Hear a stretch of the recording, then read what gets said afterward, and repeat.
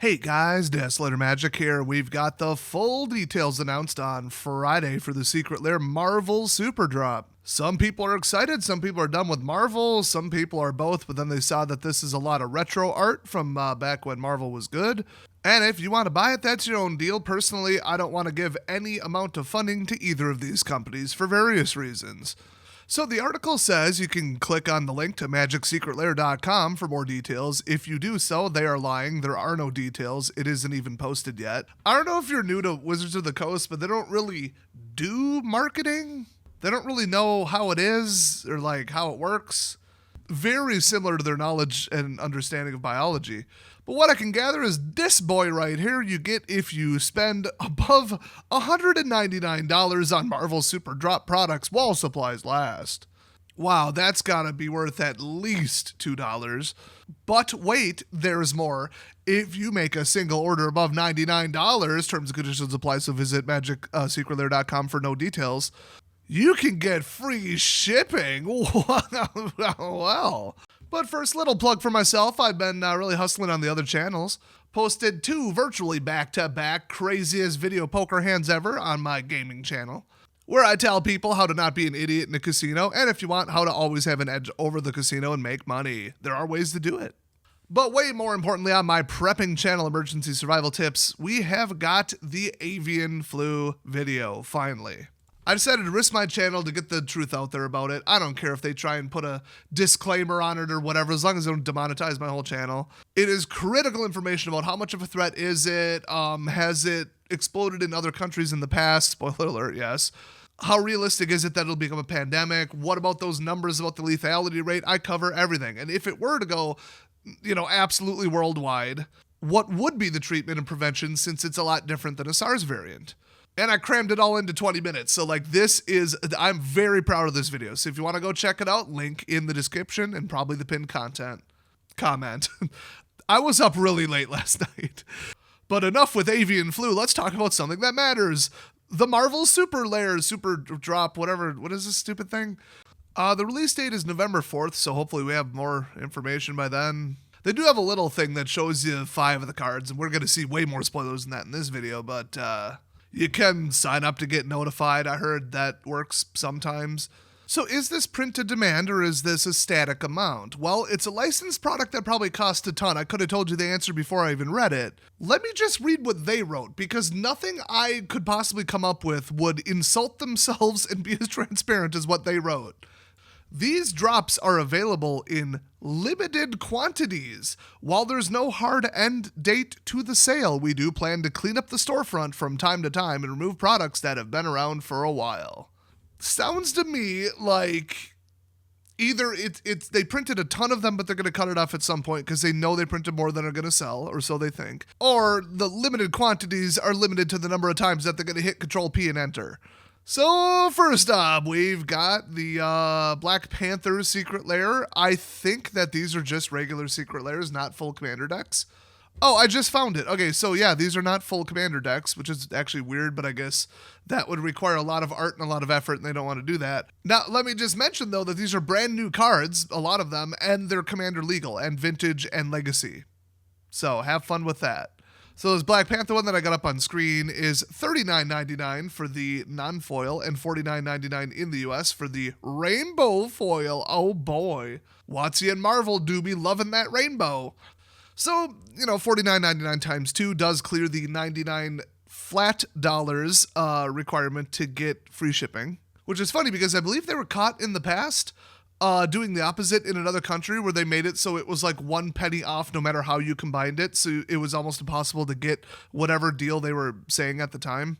But I'm not going to cover the front card, the I guess, Commander, let's be honest, because I already covered them in the other video where they leaked because somebody stole them from a distribution facility and tried to sell them.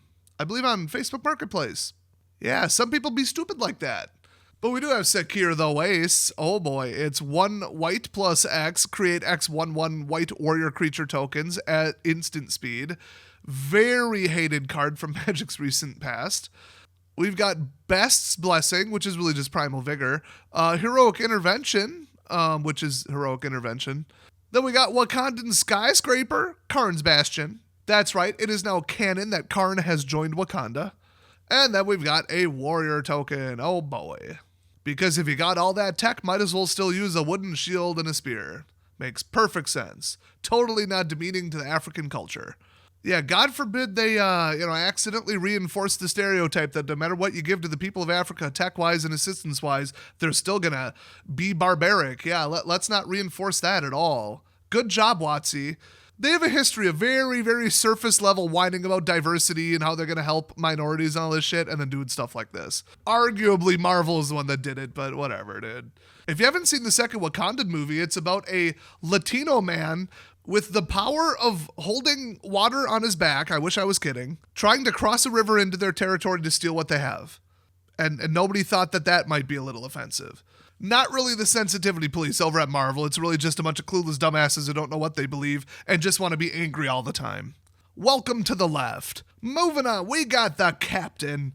Red, white, and blue, baby. We got Captain America's aide, which is Sigarda's aide, so I guess he's teaming up with Sigarda. That's now canon in my head, and you can't do anything about it. Try and stop me. Then we got Flawless Maneuver. It's a 3-cost white instant. If you control a commander, so it is a commander-specific card, you may cast the spell without paying its mana cost, and the creatures you control gain indestructible until end of turn. Not bad. Then we've got In the Trenches, an enchantment. Creatures you control get +1/+1 if you pay 6, exile target non-land permanent you don't control until this enchantment leaves the battlefield. Activate only as a sorcery and only once. That's actually legal right now. Not many people play it because you can't play anything that goes past turn 2. Thanks, Red. Thanks, stupid ley line of bullshit. And then we've got Shield of War and Peace, which is the Sword of War and Peace. Sword of War and Peace is now built out of vibranium. That is now canon. You know what else is canon? The Texans. Go Packers. Couldn't they have called it Captain America's Shield? I think that's less letters. Anyway, next up we got Iron Man. So we got Iron Man, but then we got Galvanic Blast. Classic. Of course, Iron Man and Batman, both proving that you don't need to have superpowers. You just need to be rich and really, really smart. And I'm 50% of the way there. Anyway, we got Commander's Plate. That makes sense. Soul Ring, come on. They had to do it. It's the whatever the hell reactor. The glowy blue, totally non-radioactive lifesaver that he built in a cave or whatever. Then we got Inventor's Fair. That's kind of interesting. I mean, Stark Expo. Okay, it's kind of cool. And then Treasure. Except that the Treasure has Tap Sacrifice, which you probably wouldn't do to his mask. Didn't quite try as hard on that one. Then we got Storm Force of Nature. Okay, this one people are already coming up with really busted combos on. Hey, now that WotC is in charge of the Commander ban list, do you think they're going to ban Storm Force of Nature? What do you think, guys? The Storm Scale is called the Storm Scale because of Storm, in case you're new here. We got Lightning Bolt, because of course we do. We got Storm's Will, which is actually Jessica's Will. That's right, Storm is secretly Jessica in disguise. That's now canon. We've got Ice Storm. Really? A storm deck with destroy target land, first of all. But anyway, then we got Aurora Borealis? What? Pretty sure it's Aurora. I'm going to have to Google this. What reference is this? And that art looks terrible on that card. Oh my God. Okay, I legitimately didn't expect this. They made it up. The actual term is Aurora Borealis, not Aurora Borealis. Unless I'm missing something here, Aurora is not like her name. It's not some other form. It's not some, the mystical phoenix, this and that, other crap from X-Men and all that, where everybody got to have 50 different names. No, there is no reference to this phrase existing on the internet prior to like 2 days ago. What the hell? Is this actually just a spelling error?